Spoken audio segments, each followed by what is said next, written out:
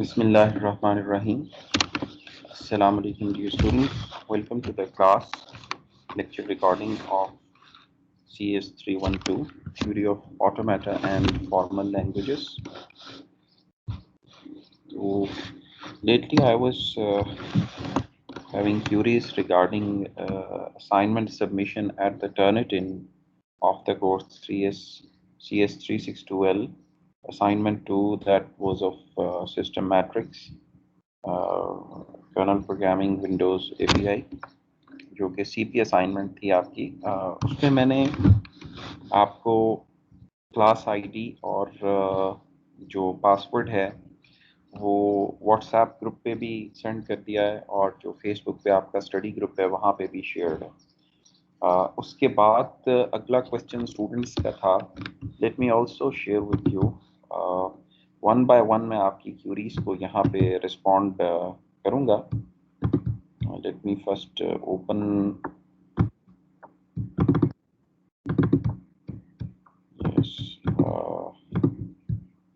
Now I am gonna share with you.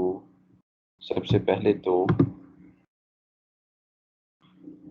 आप ये देख सकते हैं कि क्लास आईडी और इनरोलमेंट की जो है वो मैंने स्टडी ग्रुप पर भी और व्हाट्सएप पे भी शेयर किया, जो अभी आपको स्क्रीन पर नज़र भी आ रही है। तो इसके बाद ये आपकी डेट्स हैं असाइनमेंट की। अगला क्वेश्चन स्टूडेंट्स का था कि वो किस तरह से रजिस्टर कर सकते हैं। फ्यू स्टूडेंट आस्क मी कि how to register at Turnitin using this class ID and password. तो उसकी भी मैंने स्क्रीनशॉट्स अपलोड कर दिए हैं व्हाट्सएप पे भी और स्टडी ग्रुप पे भी। यू कैन सी आपने turnitin.com पे जाना है और वहाँ जाकर ये न्यू यूज़र को क्लिक करना है। तो उसके बाद नेक्स्ट आपको इस तरह की स्क्रीन आ जाएगी कि स्टूडेंट, टीचिंग असिस्टेंट या इंस्ट्रक्टर में से आपने कोई एक सेलेक्ट करना है। तो you have to select student, this is the step 2। और फिर ये पेज आपके पास आएगा जिसमें कि आपसे वो क्लास आईडी, पासवर्ड और इंफॉर्मेशन जो है वो लेगा आपकी पर्सनल, और साथ एक ईमेल आईडी भी लेगा।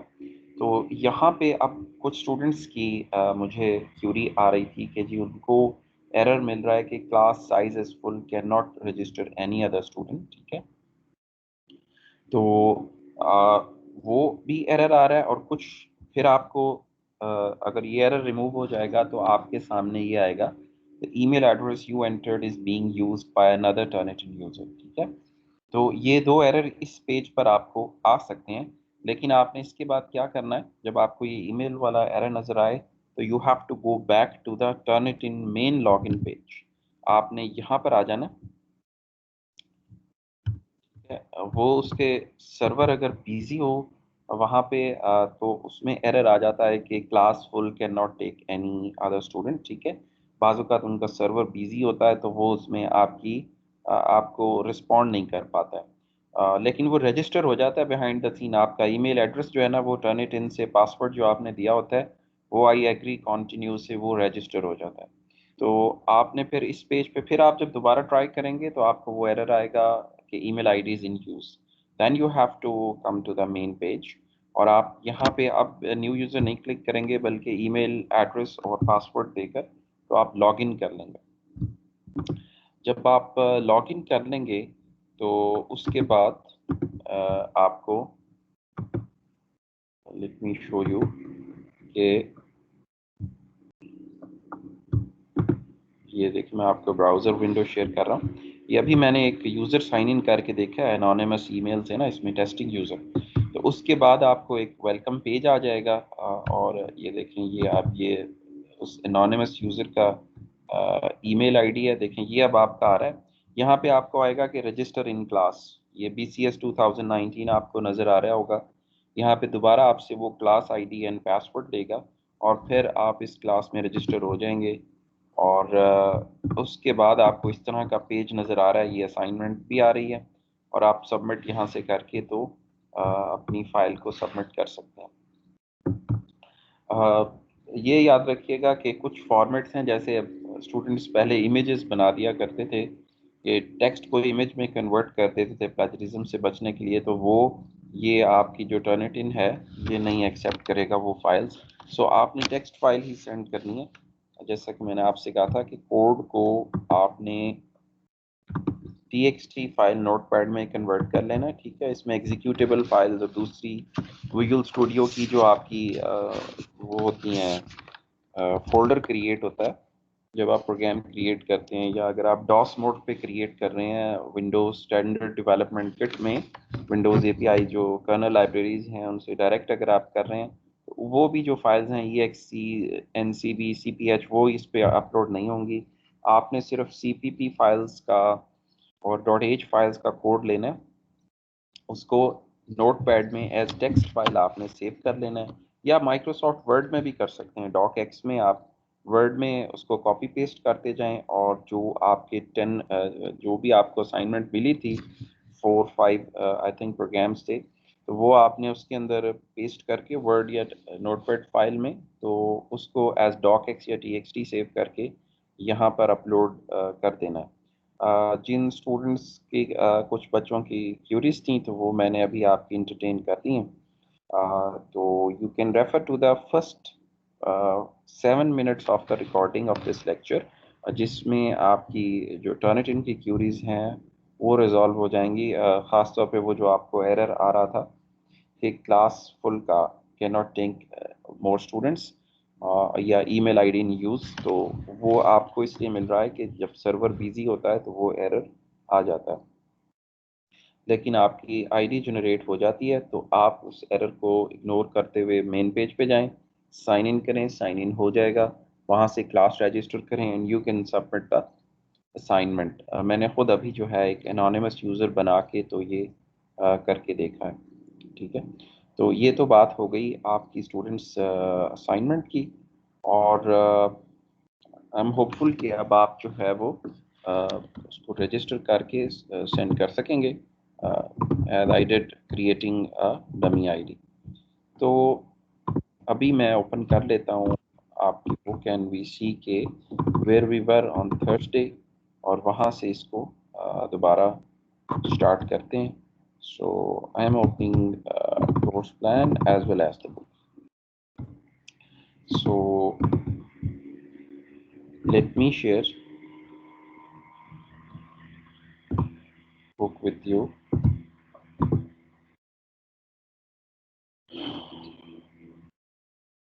Okay जी students, as you can see कि हम लोग जो हैं वो फाइनाइट स्टेट मशीन्स को पढ़ रहे थे फ्रॉम चैप्टर 5, और हमने इसमें काफ़ी प्रोग्रेस कर दी थी।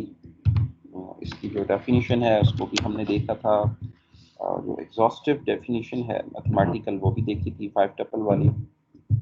उसके बाद हमने रेगुलर एक्सप्रेशन से FSAs को बनाना सीखा था, FSAs से REs को गैस करना सीखा था, और स्टेट का बिहेवियर्स भी हमने देखा था, और आपको स्टार्ट फाइनल स्टेट के साथ साथ डेड स्टेट का भी आइडिया हो गया है।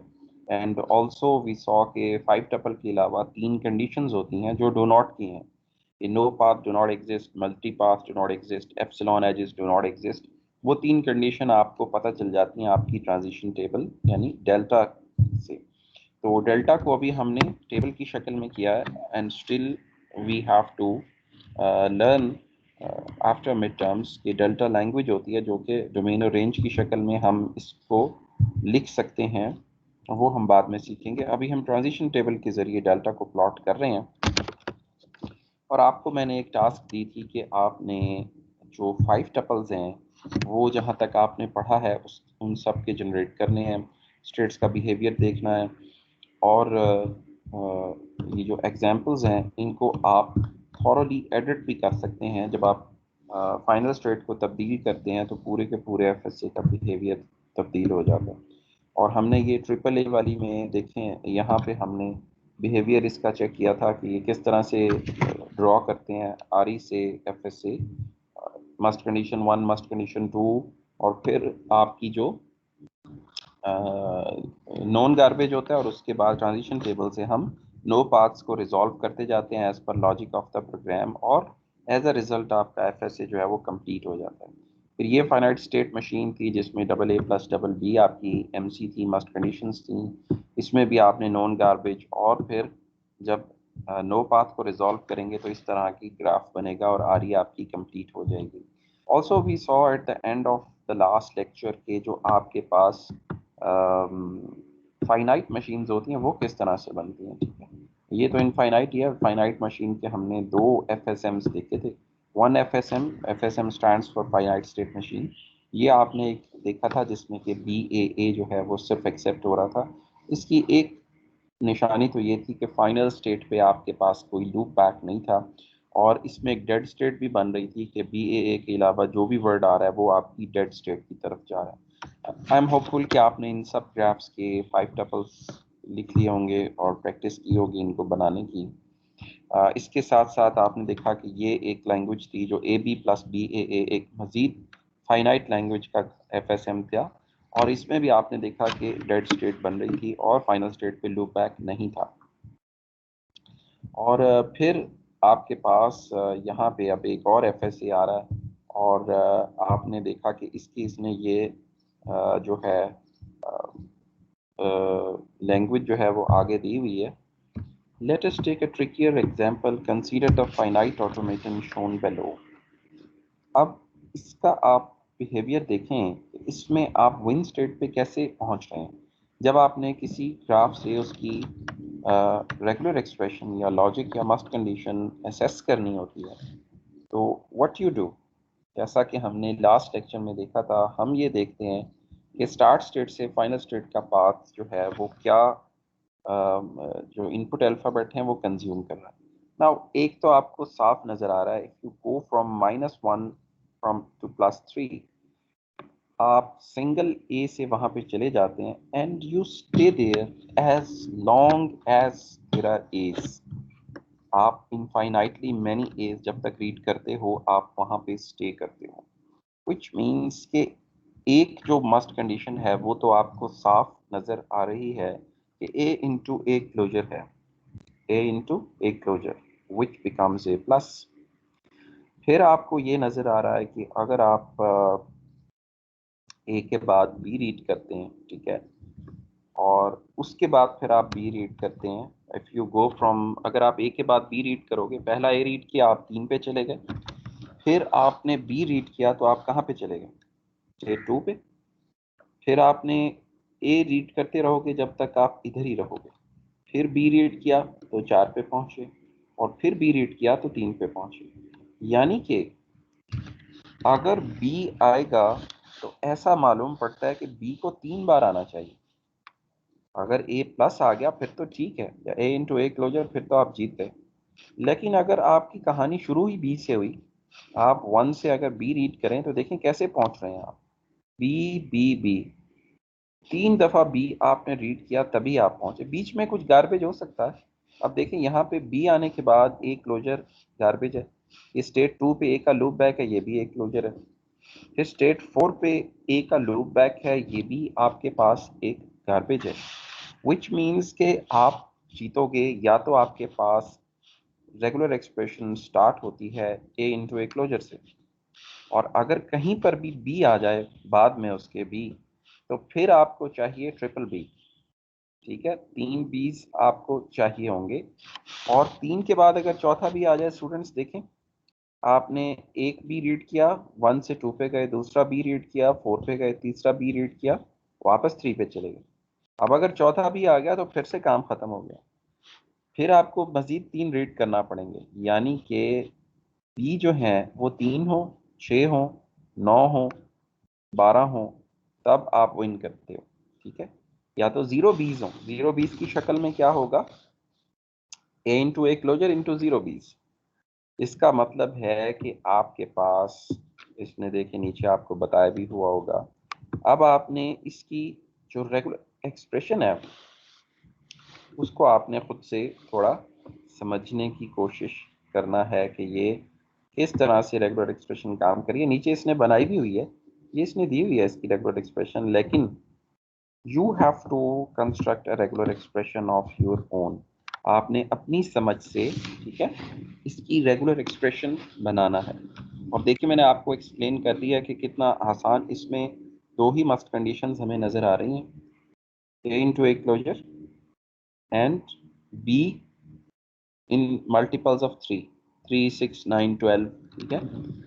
इस तरह से ये 20 चलेंगे और उसके बीच में देखें आपको गार्बेज भी नज़र आ रहा है, ये आपको गार्बेज नज़र आ रहा है, ए क्लोजर, ठीक है।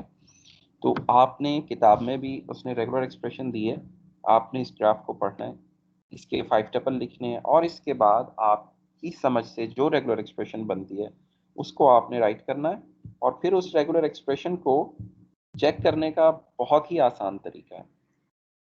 रेगुलर एक्सप्रेशन का को एक्सपैंड कीजिए और उसके मुख्तलिफ अल्फाज को मशीन पे चला के देखिए, जितने भी वर्ड्स आपकी आरी में हैं अगर वो सही होगी तो वो सारे आपको विन स्टेट पे ले जाएंगे, यानी फाइनल स्टेट पर ले जाएंगे।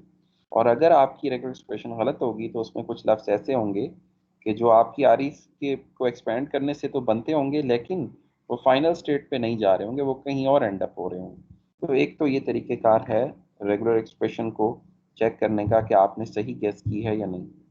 दूसरा तरीका ये है कि बुक में भी दी हुई है तो उससे भी आप चेक कर सकते हैं। आप देखें यहाँ पे थोड़ा सा मुश्किल लग रहा है, it is all guess work. क्या कोई ऐसा तरीका भी है जिससे डेफिनेटली हम फाइनाइट स्टेट मशीन से रेगुलर एक्सप्रेशन किसी फार्मूला के तहत, एल्गोरिथमिक वे के तहत, किसी फॉर्मल स्टेप्स के तहत हम असेस कर सकें, एक्सट्रैक्ट कर सकें? यस, जैसा कि मैंने लास्ट लेक्चर में आपको बताया था कि हम जो आपका एक थ्योरम है, क्लीनी थ्योरम ऑफ यूनिफिकेशन, वो हमें फैसिलिटी प्रोवाइड करता है, उसके हम स्टेप्स को फॉलो करके तो हम ये एक्सट्रैक्ट कर सकते हैं। और हम ऐसा 6th और 7th चैप्टर में हम ये काम करेंगे भी सही, 6ठे और 7वें चैप्टर में हम रेगुलर एक्सप्रेशन को एक्सट्रैक्ट करेंगे from a graph, from a finite state machine. We are going to do that. तो अभी यह है कि just for the sake of practice ये आपके लिए कंसिडरेबली, यानी ऑन एवरेज थोड़ा सा मुश्किल फाइनाइट स्टेट मशीन या एफएसए है या एफए है या डीएफएसए है जिससे आपने आरी असेस करनी है। लेकिन देखें तो इतना मुश्किल नहीं है, इसमें दो ही मस्ट कंडीशंस हैं, एक path A into A closure का है और दूसरा path B in multiples of 3 है, with known garbage of a closure at state 2 and 4. So देखें ये इसने आपको बारी बारी कंस्ट्रक्ट करके एमसीज निकाल के बताई हैं, ये ए इंटू ए क्लोजर भी दी हुई है और आगे ये बता रहा है कि बी इन मल्टीपल्स ऑफ 3, 3 और 6 और 9 और 12। तो ये सिर्फ वाहिद आरी नहीं है जिससे आप लिख सकते हैं, there can be infinitely many REs of NFAs. इसी तरह से स्टूडेंट्स इसने एक और ग्राफ बनाया, यहाँ पे आप देख सकते हैं कि ये अब आपको नज़र आ रहा है ग्राफ, अगर इसकी स्टार्ट स्टेट में ही आप प्लस डाल देंगे, I think this is plus, ये थोड़ी सी मिस प्रिंटिंग है यहाँ पे, देखने में प्लस ही लग रहा है।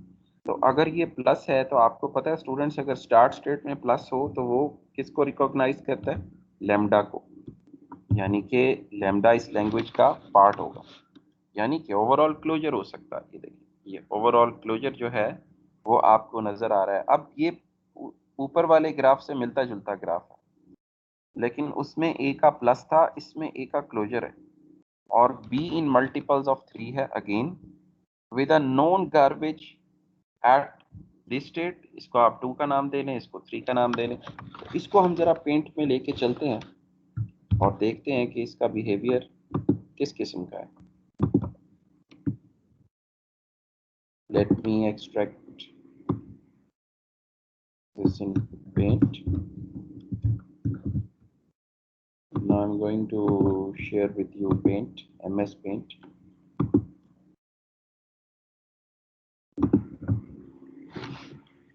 देखिए अब पहला काम तो हम इन स्टेट्स को नाम दे लेते हैं, ये 1 हो गई, ये 2 हो गई, ये 3 हो गई। इसमें डेड स्टेट कोई नहीं है, स्टार्ट और फाइनल स्टेट हैं। दूसरा काम हम इसमें 5 टपल लिख लेते हैं इसके। अब जब हम इसका क्यू आई लिखेंगे, क्यू आई, तो वो है 1, 2 और 3। 1 being the minus and plus state both। तो सिग्मा आई आपको पता है ये भी होगा, sigma I is A and B. जब आप इसका डेल्टा आई निकालेंगे, वो फिलहाल हम ट्रांजिशन टेबल के थ्रू जैसे किताब में वैसे कर रहे हैं। तो we write A and B and we write minus plus 1 and state 2 and state 3, where we draw delta I। 1 पे अगर आप A रीड कर रहे हैं तो आप A पे रह रहे हैं, 1 पे B रीड करते हैं तो आप 2 पे चले जाते हैं, 2 पे A रीड करते हैं तो आप स्टेट 2 पे ही रहते हैं, 2 पे B रीड करते हैं तो you go at state 3, state 3 पे अगर आप A रीड करते हैं तो यू स्टे एट स्टेट 3, 3 पे आप B रीड करते हैं तो you go at state 1। Q sigma delta Q not और F सेम ही है। इस केस में Q not is equal to F and which is equal to QI की जो नोड है 1 उसके बराबर ये होगा। सो ये तो इसके हो गए 5 टपल। इसमें ना नो पाथ है, ना मल्टी पाथ है, ना एप्सिलॉन है। So it's a perfectly FSM finite state machine है, 5 टपल विद 3 कंडीशंस। अब हम आ जाते हैं इसकी लैंग्वेज के ऊपर। Now if we look at this graph we see के इसमें एक तो हमें ए का क्लोजर मिल रहा है, लैम्डा भी है ना इसमें। पिछले ग्राफ में लैम्डा नहीं था, वो एक सिंगल डेफिनेट ए आपको रीड करना पड़ रहा था। तो एक तो ये है, जब तक एक क्लोजर रीड करते रहेंगे आप जीतते रहेंगे। दूसरी हमें नजर आ रही है students path B B B. आप बी बी बी को ड्रॉ कर दें, मैं इसमें गैप इसलिए दे रहा हूँ कि नॉन गार्बेज भी नजर आ रहा है। बी बी और बी लिख दिया। अब पहले बी के बाद नॉन गार्बेज आपके पास आ रहा है ए का लूप बैक, ए क्लोजर 0 भी हो सकते हैं, एन भी हो सकते हैं। दूसरा बी रीड करने के बाद फिर आपके पास आ रहा है एक नॉन गार्बेज, और वो नॉन गार्बेज है ए का क्लोजर, यानी कि MC1 is equal to A closure, MC2 is equal to triple B, और नॉन गार्बेज जो आपके पास है G1 वो ये ए क्लोजर है, जो कि थोड़ा सा ए की टेल क्यू की तरह लग रही है ये। तो ये कुछ इसकी आ रही हमारी नज़र में आ रही है। और ये ट्रिपल बी भी हमारे पास ऑप्शनल है, अगर ये अकर होंगे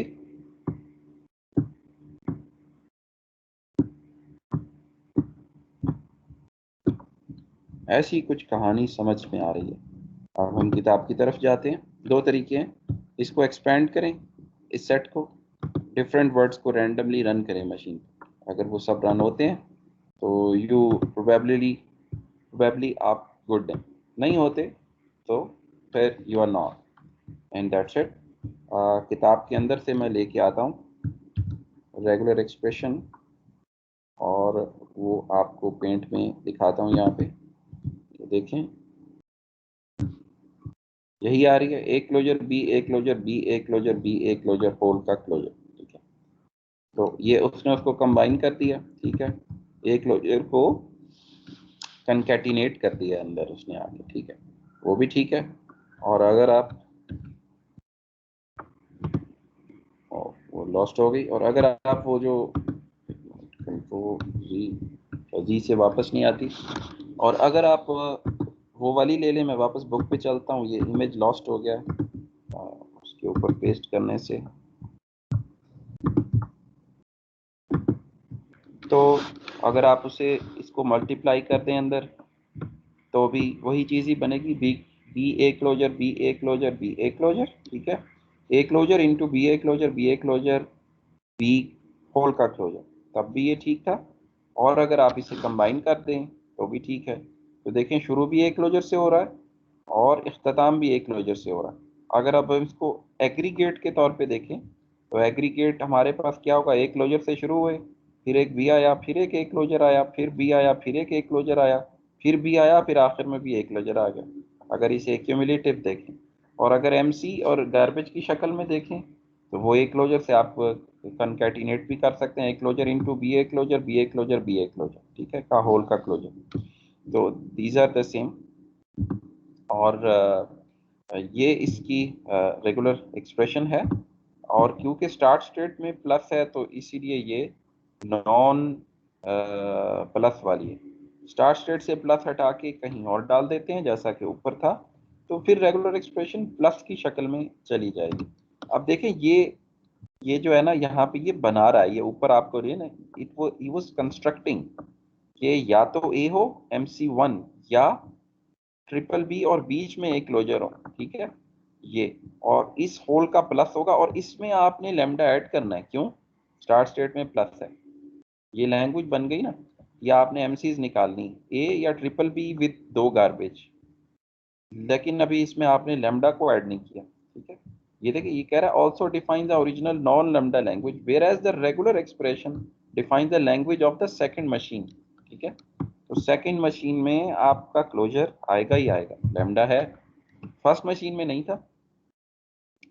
फर्स्ट मशीन में एक डेफिनेट ए आपके पास आ रहा था, ठीक है, और फिर B A closure, B A closure, B A closure. तो और ये वाले जो बी बी और बी थे, अम, इनका आप क्लोजर भी ले सकते हैं और प्लस भी ले सकते हैं, लेकिन एक ए तो आपका आना ही है ना, सिंगल ए आपका ये वाला तो आएगा ही आएगा, और लैम्डा नहीं है इस लैंग्वेज में, लिहाजा ऊपर का प्लस लेना पड़ेगा।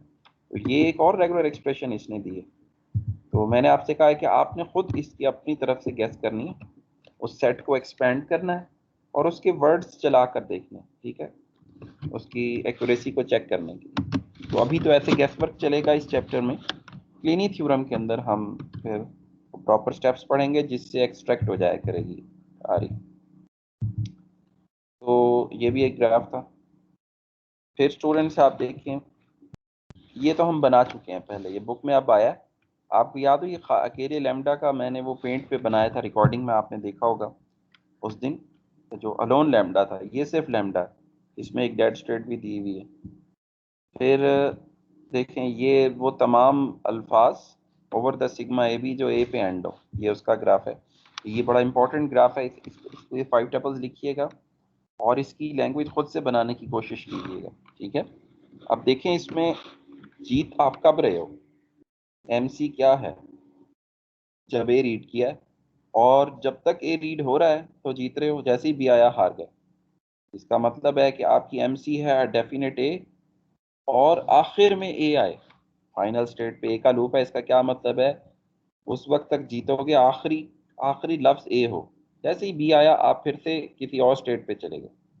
तो और ये ए और बी जितने मर्जी रीड करें, ये ए प्लस बी क्लोजर हो गया, इसको सर्किट बोलते हैं, ए और बी का सर्किट, एल्टरिंग ए बी का सर्किट हो गया, और आखिरी स्टेट में ए का लूप आ रहा है, लिहाजा ए प्लस बी क्लोजर इंटू ए जो है ये आपकी लैंग्वेज बनेगी। इसको आपने अपने तरीके से कंस्ट्रक्ट करके देखना है, और रिवर्स काम भी करना है। ये आरी दी हुई है ना, इस आरी का आपने FSA बनाना है, ए प्लस बी क्लोजर इंटू ए। तो कैसे आप इसका FSA बनाएंगे, ज़रा हम इसके लेके जाते हैं यहाँ से, वापस मैं आपको पेंट पे लेके जाता हूँ।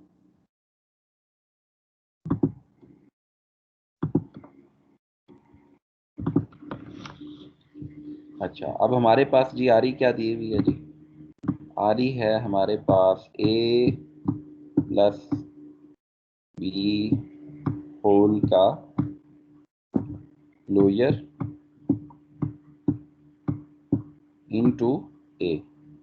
अब MC नज़र आ रही है हमें ए, तो हम फटाफट क्या करेंगे, एक बनाएंगे जी माइनस और एक बनाएंगे जी प्लस, ये तो बड़ी आसान मस्त कंडीशन है। सो आप क्या करेंगे, सिंपली इस तरह से ले आएंगे एक एज, और आप ऊपर लिख देंगे ए, और आप कहेंगे कि डेल्टा टेबल के लिए इसको नाम भी दे देते हैं स्टेट्स को।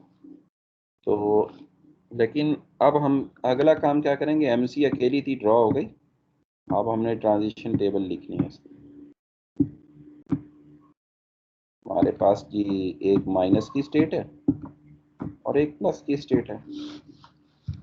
हमने लिखा जी 1 पे ए रीड करो तो अब चले जाते हो 2 पे, 1 पे बी रीड करो तो क्या है, नो पाथ। 2 पे अभी नो पाथ ही है।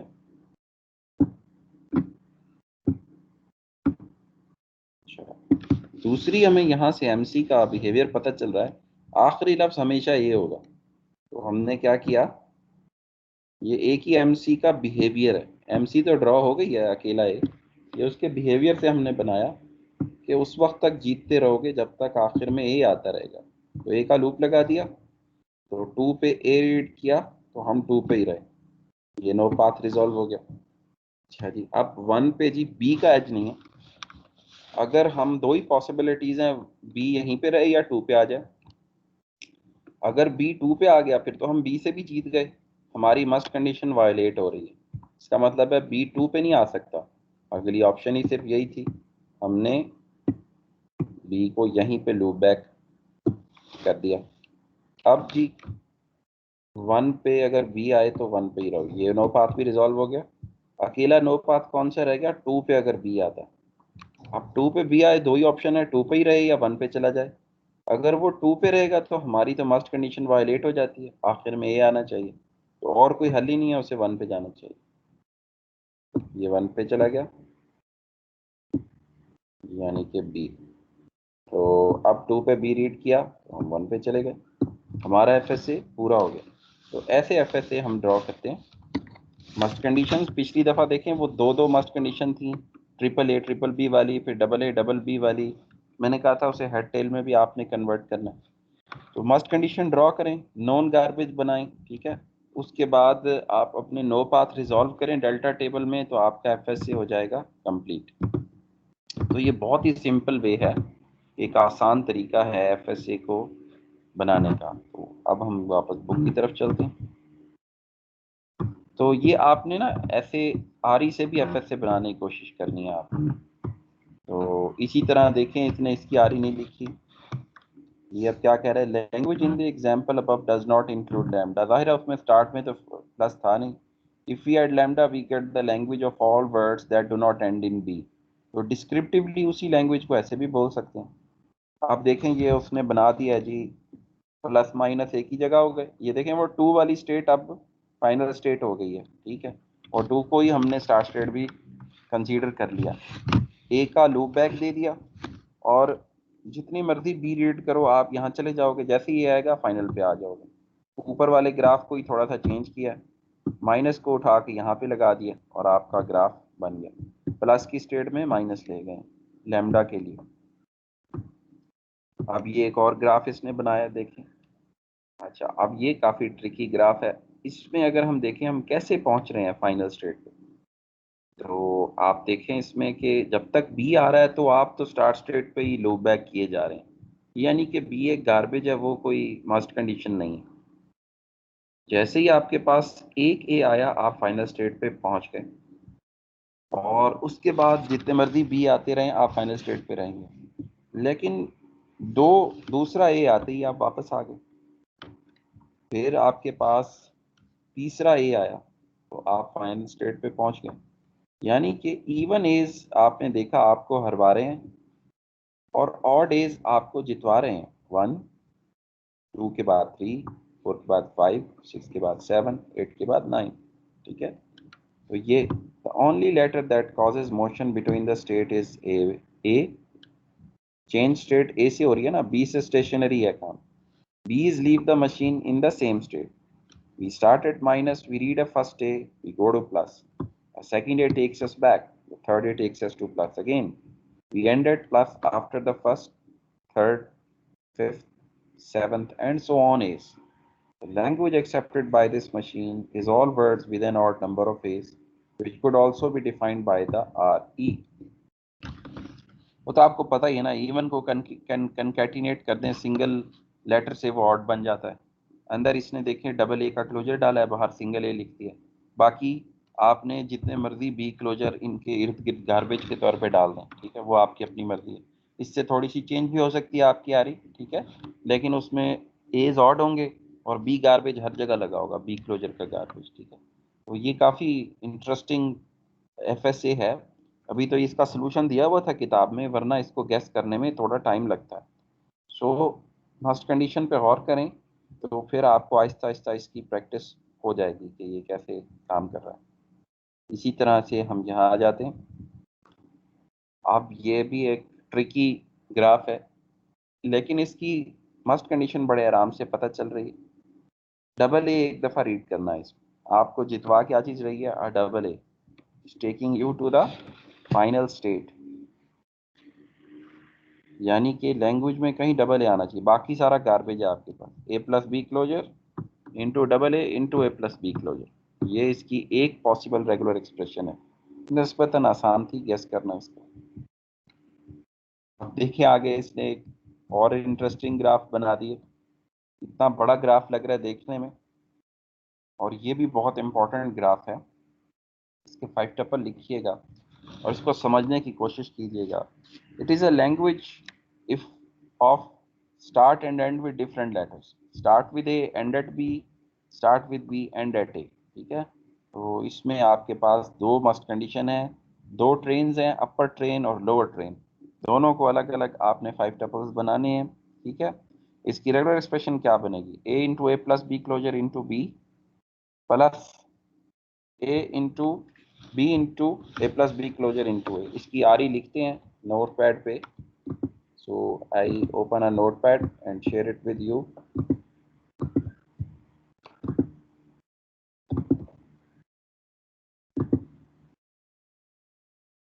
देखिए आप अपनी बुक पे वो पेज खोला हुआ होगा, आपने उस पर देख रहे होंगे।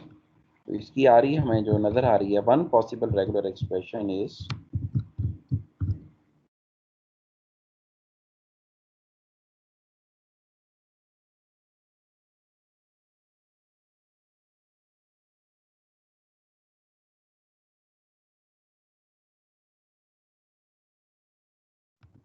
ये है इसकी एक पॉसिबल। ए से शुरू होगा तो बी पे ख़त्म होगा, बी से शुरू होगा तो ए पे ख़त्म होगा, बीच में ए प्लस बी क्लोजर का गार्बेज होगा, ठीक है। तो दो एम सीज हैं इसमें, ये दो एम सीज आपके पास आ गई, और G1 G2 दो ही गार्बेज हैं इसमें। तो प्रैक्टिस के लिए आप इन सबको आरी से भी बना सकते हैं, इनके 5 टपल लिख सकते हैं। तो वो आपको काफ़ी एक्सपोजर देंगी। जब तक आप इसको हैंड्स ऑन प्रैक्टिस नहीं करेंगे अपनी नोटबुक पे, ट्रस्ट मी सिर्फ समझ आना काफ़ी नहीं है। लॉजिक के अंदर आपको प्रैक्टिस चाहिए होती है दिमाग को ट्रेन करने के लिए, otherwise you won't be able to solve. सो अपनी नोटबुक पे आप इसकी प्रैक्टिस कीजिए। तो ये एक एफएसए है जो कि चलना है आखिरी आखिरी बुक के एंड तक। इसकी आरी आपने पढ़ी थी चैप्टर 4 में, even even language. This is an important language. और ये जो ग्राफ है ये मैं इंटरेक्टिव सेशन में कराऊंगा आपको, स्टूडेंट्स को। और यहाँ पे हमारा चैप्टर 5 जो है वो कंप्लीट भी हो जाएगा।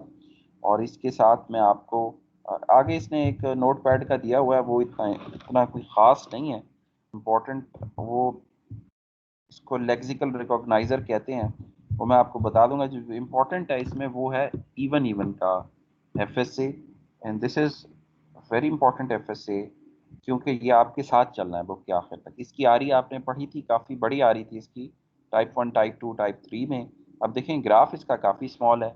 रेगुलर एक्सप्रेशन देख के तो बंदे को चक्कर आ जाते थे कि पता नहीं ये, जब तक कि आपको पहले से पता ना हो कि ये ए और बी को लेवल कर रहा है इवन नंबर्स में। अदरवाइज तो उस आरी को समझना was a tough task. Graph को समझना इतना मुश्किल काम नहीं है, ग्राफ आसान है। और ये ग्राफ जो है इसकी स्टेट्स तो 4 हैं, लेकिन इसमें बिहेवियर्स काफ़ी हैं। मैं आपको ये जो है इंटरेक्टिव सेशन में, अगले सेशन में ये वाला ग्राफ कराऊंगा। अभी आपने काम करना है, ये जो हमने आज ग्राफ्स देखे हैं इनके आपने 5 टपल्स लिखने हैं, इनके बिहेवियर चेक करने हैं, और आरी से इनको रिवर्स करके बना के देखना है। और बुक में तो आरी दी ही हुई है, लेकिन आपने खुद अपनी इंट्यूशन से रेगुलर एक्सप्रेशन लिखना है, और उसका तरीका वही है। मस्ट कंडीशंस निकालिए, गार्बेज बना होता है इसमें ऑलरेडी, वो गार्बेज उसमें ऐड कीजिए एंड यू आर डन। और उसे चेक करने के लिए अपनी रेगुलर एक्सप्रेशन को एक्सपैंड कीजिए, उसके रैंडम अल्फाज को इस ग्राफ पे चलाइए, अगर वो फाइनल स्टेट तक पहुंच रहे हैं तो आपने रेगुलर एक्सप्रेशन सही लिखी है। और जैसा कि मैंने कहा, exact extraction Kleene theorem of unification से हमें पता चलेगी, लेकिन आपको ये ग्राफ से गेस करना भी आना चाहिए, जो कि हम इस चैप्टर में प्रैक्टिस कर रहे हैं। आरई से ग्राफ बनाना, फाइनाइट स्टेट मशीन से आरई को गेस करना, और मस्ट कंडीशन, गार्बेज और इसका बिहेवियर देखना, ये हमारी कुछ टास्क्स हैं जो कि इस चैप्टर में हमने करनी है। और देखिए, हमने एक ही दिन में ये चैप्टर उठा के ख़त्म नहीं कर दिया, क्योंकि बुनियादी मकसद है कि आप नोटबुक पे प्रैक्टिस करें, हाथ से बिहेवियर को समझें, इस कॉन्सेप्ट को अंडरस्टैंड करें। क्योंकि जैसे मैंने कहा, ये कोर्स हायरार्की पे बेस करता है। चैप्टर 4 अगर आपको आता है तो आपको चैप्टर 5 समझ आ रहा होगा। अगर आपको रेगुलर एक्सप्रेशन ही समझ नहीं आई तो ग्राफ उसका कैसे बनाएंगे आप। इसी तरह चैप्टर 5 समझ आएगा तो क्लीनी थ्योरम ऑफ यूनिफिकेशन होगा। अगर ये ग्राफ नहीं समझ आएंगे तो वहां फिर उतना फायदा नहीं होगा। तो ये हायरार्की पे बेस करता है, इसलिए we are going slow in the foundation chapters, ताकि आप नोटबुक पे अपने हाथ से हैंड्स ऑन प्रैक्टिस करें और आपको ये चीज़ समझ भी आए और लॉजिक की प्रैक्टिस भी हो जाए। अगले क्लास में थर्सडे को मैं आपको इवन इवन वाला ग्राफ कराऊंगा। उसकी फाइनाइट स्टेट मशीन के बाद मेरे पास जो प्रॉब्लम सेट्स हैं, अप्लाइड प्रॉब्लम सेट्स, वो हम सॉल्व करेंगे। और वो हमारी नेक्स्ट जो वीक आ रहा है उसकी हमारी टास्क होगी अप्लाइड प्रॉब्लम्स का सलूशन। उसके अंदर हेड टेल हैं, उसमें लॉजिस्टिक्स के प्रॉब्लम हैं, उसके अंदर आपकी कोई ट्रैफिक सिग्नल के पाथ्स हो सकते हैं। और मैं आपको एग्जांपल्स भी कराऊंगा, और आपको मैं एक प्रॉब्लम सेट भी दे दूंगा जो कि आपने अपने घर पर होम टेक अवे प्रैक्टिस के तौर पे वो अप्लाइड सेट करना होगा।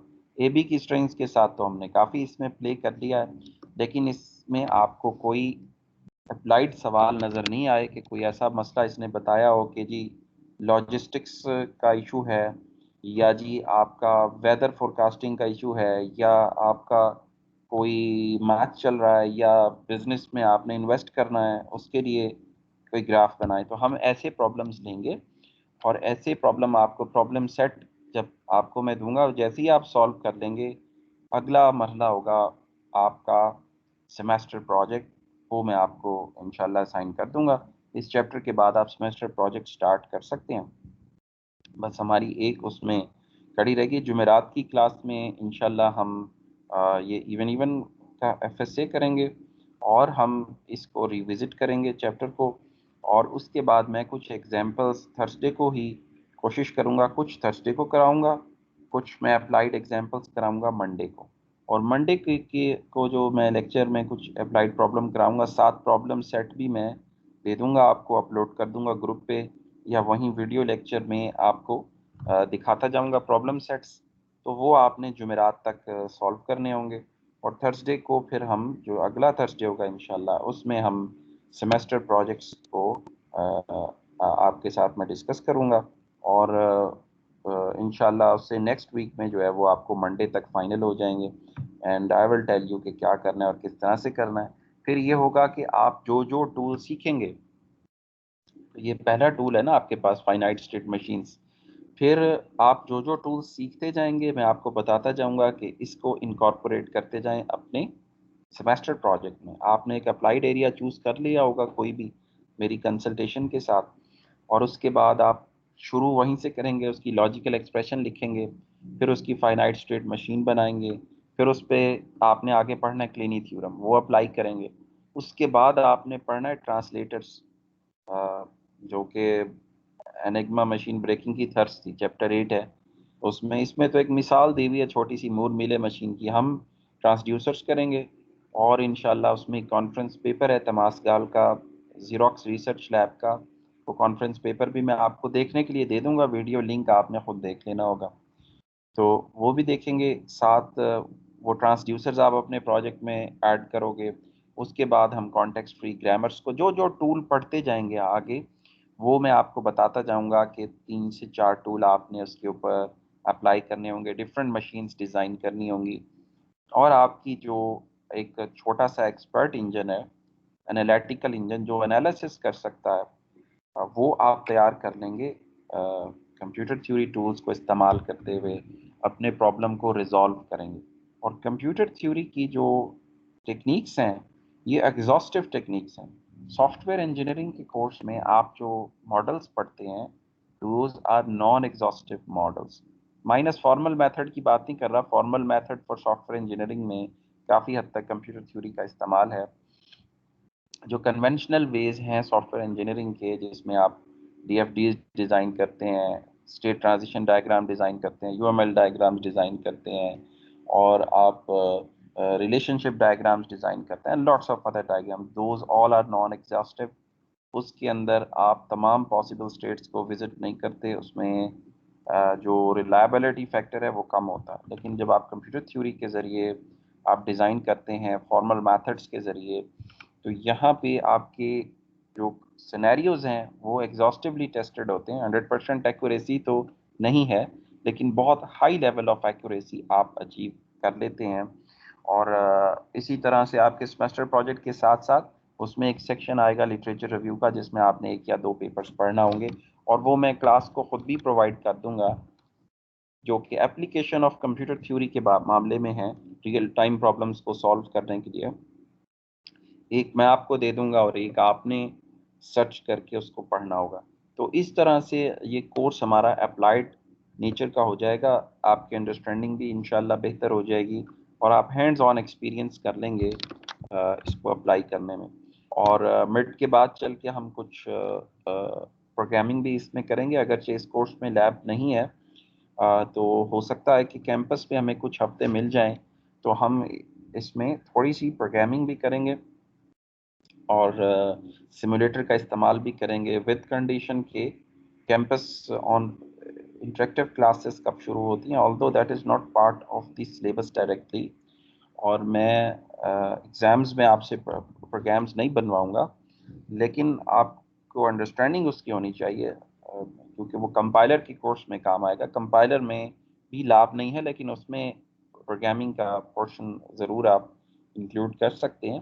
यहाँ पे सिर्फ आपकी बेहतर अंडरस्टैंडिंग के लिए हम थोड़ी सी सिमुलेटर और प्रोग्रामिंग करेंगे। हाँ, सिमुलेटर में तो मशीन्स ही डिज़ाइन करनी है, वो मशीन्स तो पार्ट ऑफ द सिलेबस हैं ऑफ कोर्स, हाथ से ड्रॉ करो या किसी टूल पे ड्रॉ कर लो। लेकिन अगर आपने इसको सी प्लस प्लस में प्रोग्राम करना हो, कॉन्टेक्स्ट फ्री ग्रामर या आगे कुछ टूल्स पढ़ेंगे, तो वो पार्ट ऑफ सिलेबस नहीं होगा, वो सिर्फ आपकी समझने के लिए, बेहतर अंडरस्टैंडिंग के लिए हम इस्तेमाल करेंगे, जिससे आपको सही हेल्प साइमन का मिलेगी। बता दें बात। जी, किस चीज़ का? सर ये असाइनमेंट का पूछना था कि जो असाइनमेंट फर्स्ट थी लैब 1 की, जी उसमें जी। 10 प्रोग्राम्स हमने बनाने थे, तो उसको एक ही फाइल में लिख के तो आपको सबमिट करवानी है या अलग अलग सीपीपी फाइल बनानी है 10? वन तो वन की तो आपने मुझे ईमेल कर दी हुई है ना, वो तो ईमेल में ही एक्सेप्ट हो गई है, ठीक है। टू आपने टर्निटिन पे देनी है, वन तो जो पिछली थी वो तो एक्सेप्ट हो गई है ना, वो मैंने ठीक हो। ईमेल से अपलोड कर दी। ये सिर्फ असाइनमेंट 2 के लिए ओपन है टर्निटिन का पोर्टल। इसमें आपने एक ही नोटपैड की या माइक्रोसॉफ्ट वर्ड की फाइल में 4 या 5 प्रोग्राम मैंने बताए थे, वो आपने इसमें लिख के उसका कोड तो अपलोड कर देना टर्निटिन पे। माइक्रोसॉफ्ट वर्ड फाइल बना के? वर्ड बना दें, नोटपैड की टीएक्सटी फाइल बना दें, वो आपके अपने ऊपर है, क्योंकि एक्जी फाइल और वो जो दूसरी क्रिएट होती हैं वो टर्निटिन एक्सेप्ट नहीं करेगा, ना ही जिप उठाता है वो। तो वो आपने टीएक्सटी या एक ही वर्ड की फाइल में अपने प्रोग्राम्स लिख के ना, उसका कोड लिख के तो उसे अपलोड कर देना। तो ठीक है सर।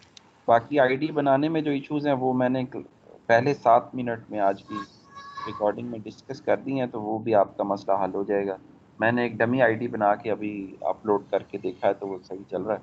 वो टर्निटिन के सर्वर का इशू है, वो थोड़ा सा जब उस पर लोड ज़्यादा होता है तो वो एरर दे देता है कि जी आपके क्लास लिमिट पूरी हो गई है, मज़ीद यूज़र नहीं इसमें आ सकते, या आपको एरर देगा ये ईमेल तो आपने यूज़ कर दिया पहले ही। तो आपने क्या करना है, आपकी आईडी बन गई होती है, मेन पेज पे जाना है, अपने ईमेल और पासवर्ड से साइन इन करना है, अंदर वो दोबारा क्लास आईडी आपसे मांगेगा, इनरोलमेंट की पासवर्ड वो देना है, और फिर आप सबमिट पेज पे चले जाएंगे। Okay sir. तो ये था स्टूडेंट्स हमारा आज का लेक्चर, और इसमें हमने मज़ीद एग्जांपल्स देखी हैं और उनको मुख्तलिफ़ पहलुओं से उसकी आरीज़ बना के देखी हैं, और आरी से हमने कोशिश किया कि हम ग्राफ भी बनाएं और 5 भी देखें। यही प्रैक्टिस आपने इवन लैंग्वेज के FSA तक पूरे चैप्टर की आपने करनी है, और इंशाल्लाह जुमेरात को हम यहीं से शुरू करेंगे और फिर आगे लेके चलेंगे। तो यहाँ पे I am going to stop the recording, so see you on Thursday इंशाल्लाह। टेक केयर एंड अल्लाह हाफिज़।